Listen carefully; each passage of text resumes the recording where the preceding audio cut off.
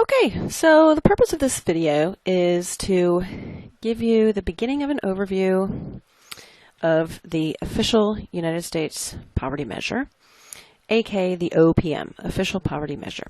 The first thing to know about the way we measure poverty in the United States is that we use a threshold approach to measuring poverty. Now this is pretty simple. What this means is that there is a fixed absolute threshold, and if your household's pre-tax cash income, more about that later, is even $1 above that threshold, everyone in your household will be considered not poor. And the reverse is also true. If your household's pre-tax cash income is even $1 below the threshold, every member of the household will be classified as poor. So, pretty straightforward. Now let me clarify what I mean when I say that our poverty thresholds are absolute. So our poverty thresholds have been updated over the years. This doesn't make them relative. We also have many poverty thresholds. We have thresholds for different household sizes, for 7-member families, and for single-person households. This too does not make them relative. A relative threshold is one that depends or varies with how other people are doing, or with how the society as a whole is doing. Our thresholds are absolute in the sense that they do not depend on or vary in accordance with how much income other households have, or how much income households in general in our society have. They are absolute in the sense that they don't vary in that way.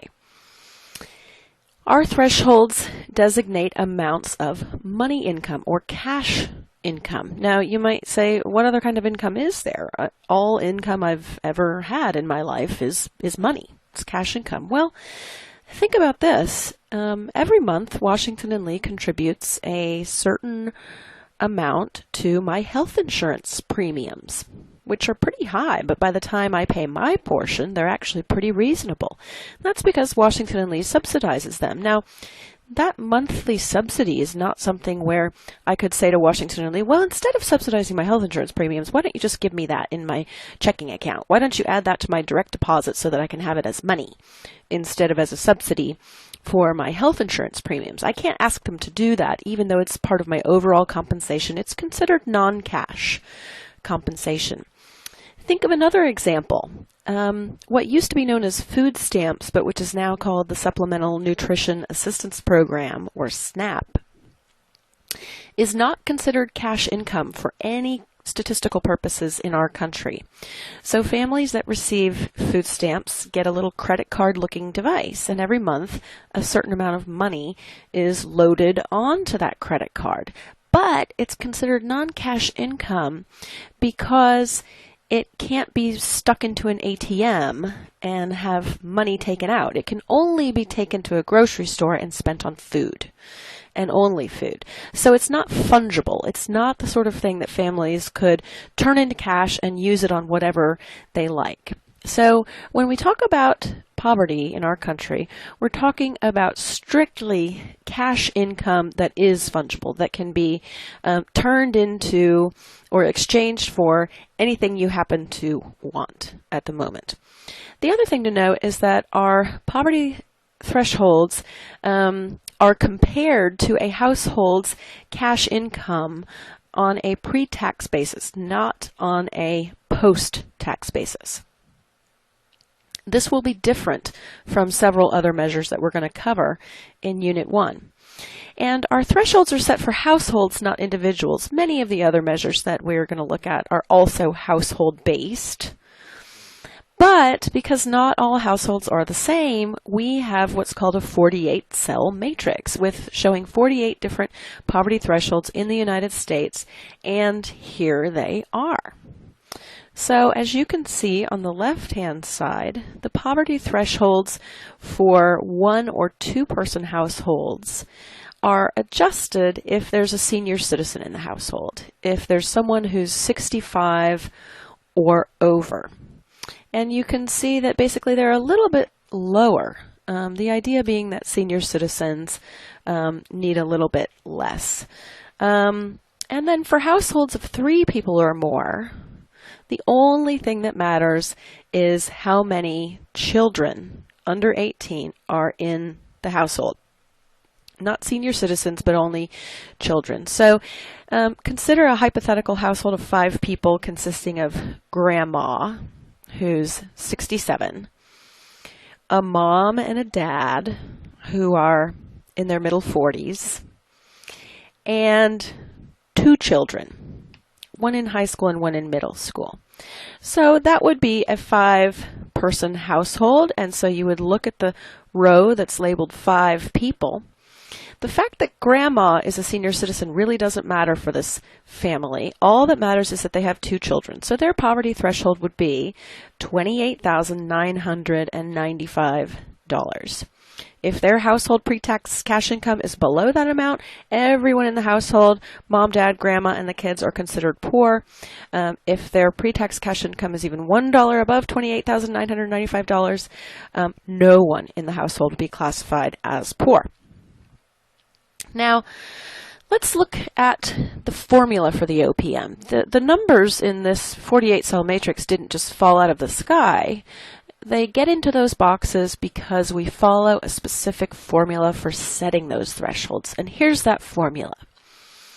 First, we take the dollar value that was assigned by the United States Department of Agriculture in 1963. This was when Lyndon Baines Johnson was President of the United States and when the war on poverty was really getting going. The dollar value that they assigned to what they called a thrifty food plan, and we multiply that dollar value times 3. And then we make our adjustments for different household sizes, different numbers of people in them, and different ages based on what they call a standardized adjustment scale that's cooked up by people at the Census Bureau. And then all we do is we adjust the $1963 amount that results after multiplying by 3. We adjust that for inflation only every year. And we do that using the Consumer Price Index, which is a pretty common measure of inflation. Now, this formula is pretty curious. So how did we get it? Well, meet Molly Orshansky. Molly Orshansky was the person who devised this 48-cell matrix. And Molly was an immigrant. She was the daughter of Ukrainian immigrants, actually. She studied statistics and economics. And for about 13 years after World War II, she worked for the United States Department of Agriculture. I hope you're noticing a theme here. And then she spent a number of years at the Social Security Administration. Molly was a classic bureaucrat. She worked all her adult life for the government. Now, when she was at the Social Security Administration, they had an ongoing research project, and they were trying to figure out a way to use an existing survey that was given every year by the Census Bureau, a survey called the Current Population Survey. They were going to use the data gathered through that survey to assess the economic well-being of American children. So Molly thought about it, and she decided to design a threshold approach to measuring poverty that would answer the question, how much is too little? She thought that trying to answer the question, how much is enough? How much income do households need in order to have economic well-being, to secure economic well-being for American children, would be too controversial, it would be too contested, and people's own ideas, subjective ideas about how much is enough would come into it. So she, and this is important to note and something a lot of people are confused about and forget when we're talking about the official poverty measure. She started with the goal of creating her thresholds as a measure of inadequacy. These thresholds were never designed to tell us how much income is adequate. So what Molly did was look around and sort of say, well, I need to figure out, how much people, kind of at the low end of the spectrum, right? How much people spend on the basic needs of life, basic consumption categories. People need housing, people need medical care, people need food, they need clothing, transportation, all kinds of things. So she asked around her colleagues in a lot of different government departments, and she basically said, hey, do you guys have any good numbers? Any really solid statistical figures on what people spend on these items at the low end of the spectrum? And you might think that some of these departments would have been tracking what people spend on things. The Department of Transportation, maybe they track how much people spend on gas or insurance or cars or whatever. Department of Labor, the HUD, you might think would have some good numbers on what people spend on housing or utilities.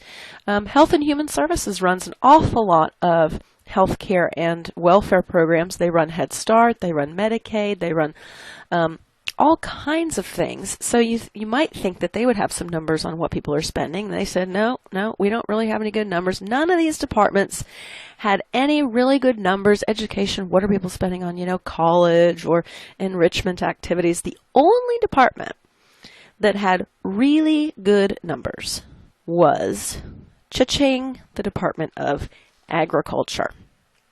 And of course, Molly knew this because she had been working there. So the United States Department of Agriculture has, for many years, been issuing these 4 food plans. And they're called the Liberal Plan, the Moderate Cost Plan, the Low Cost Plan, and the Thrifty Plan. The Thrifty Plan, when Molly was working on a research project, was called the Economy Plan. And what these plans are meant to do is sort of indicate what it would cost to prepare food at home in each of these 4 categories. So originally they only had 3 plans, the liberal, moderate, and low cost plans. But they designed this 4th one, the economy or the thrifty plan, because they realized that some families who were, let's say, following the low cost plan, were in fact lowering their food intake, consuming even less food than the low cost plan prescribed, if they were in an emergency or temporary situation. So if they ran out of money, there just wasn't any more money left, they still had ways of meeting the USDA's own recommended nutritional guidelines at an even lower cost. So they said, well, we've got to come up with this even lower plan to account for the fact that some families do this. And so the thrifty plan is meant to indicate the cost of a diet that meets nutritional guidelines just barely at the absolute lowest possible cost. And it, like all the other plans, assumes all food consumption at home, no eating out. So Molly says, let me just ignore the liberal and the moderate, because obviously I'm trying to create a poverty threshold.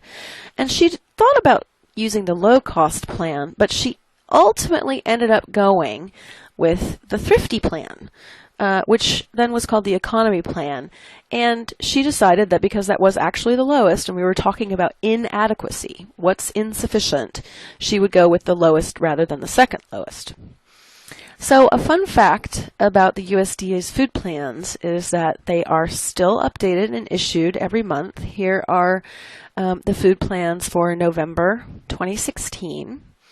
And you can see that under 12 years of age, whether the child is male or female doesn't really matter. After 12 years of age on up to infinity, male and female are slightly different. So if you look in the thrifty column, you can see about what the USDA thinks it would cost to meet nutritional guidelines at the absolute lowest cost. The other fun fact about the USDA's food plans is that the thrifty food plan amounts that come out every month are still used as the basis for SNAP allotments, for Supplemental Nutrition Assistance Program dollars.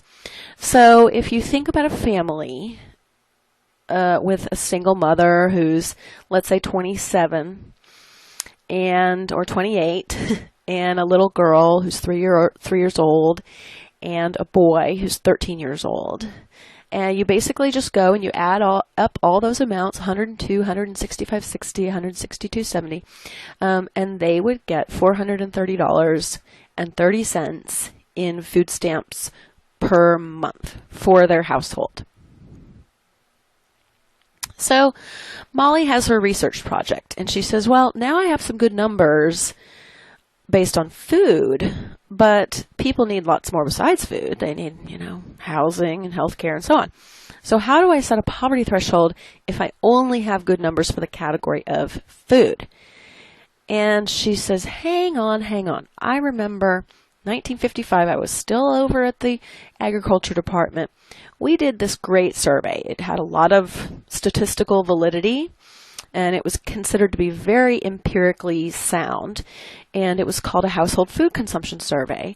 And the findings of that survey were surprising to a lot of people. They found that really across income levels and income quintiles, households were spending about a third of their after-tax income on food. So this is where Molly got her eureka moment. So she said, look, I only have good numbers for food, so I'm going to use the Thrifty Food Plan, and I'm going to multiply that by 3, because that would account for all the other things that households need besides food. So that's what that multiplier 3 is supposed to do, is account for everything else besides food. And hence we have our formula. Since Molly turned in her threshold formula in 1963, all we have done is adjust the 1963 amounts for inflation using the Consumer Price Index. So this is how we got the 48-cell matrix. Those numbers didn't just fall out of the sky. If you took each amount in each box here and rewound it for 50 years of inflation, you would have the exact same set of thresholds that Molly turned in 1963. Now, let's step back for a second. Let's think about the theoretical possibilities. If someone said to you, hey, I want you to come up with a way to measure poverty, the way they asked Molly to, you could, in theory, look at any number of indicators. You could look at the standard of living of a particular person or household. You could look at where they fall in terms of the standard of living they enjoy in their society. You could look at income, how much money they have coming in. You could also look at wealth. Now, wealth is different from income in the sense that it includes assets and real property, things like homes and so on. You could look at wealth if you wanted to. You could also look at consumption. Now, consumption is just usually the term that economists prefer to use for money that's spent, expenditures. It's kind of a synonym for expenditures. Now, that's different from income, because income is coming in, consumption is outflow, what's going out. So you might want to prefer to focus on what people are spending rather than what they're bringing in. Maybe you want to look at something called capabilities, and this is something we're going to pay a lot of attention to in this class. Capabilities are typically defined as things that people are or aren't able to do. So you might want to look at, maybe whether the person has a disability or something like that prevents them from doing certain things, maybe working in certain fields or whatever. You might want to look at specific deprivations. So, for example, not having a home to live in. You could look at homelessness maybe as an indicator of poverty. Maybe not having a high school diploma. Specific things that people don't have. And this isn't even an exhaustive list of possible indicators. I'm sure you could add even more indicators to this. But if you're going to devise a way of measuring poverty, you could pick just one indicator, or you could pick out several. You could say, well, maybe 2 or 3 of these. Maybe I should mix them together and come up with a way to measure poverty based on 2 or 3 things. And then if you want to set thresholds to which you can compare people's actual reality, you can do that in a couple of ways. So you can set a relative threshold. This is back to that term. This is going to be a very important term for us. A threshold that varies based on how other people are doing or how the society as a whole is doing. Or you could set an absolute threshold, one that does not vary based on how other people are doing. Or if you picked multiple indicators, you could go with a mixed measure. So you could say, well, on income, I'm going to pick an absolute threshold, and on consumption, I'm going to pick a relative threshold. So you can really only have a mixed measure if you pick multiple indicators. Now, the way our official poverty measure is designed is that it is a single indicator measure, and that indicator is income.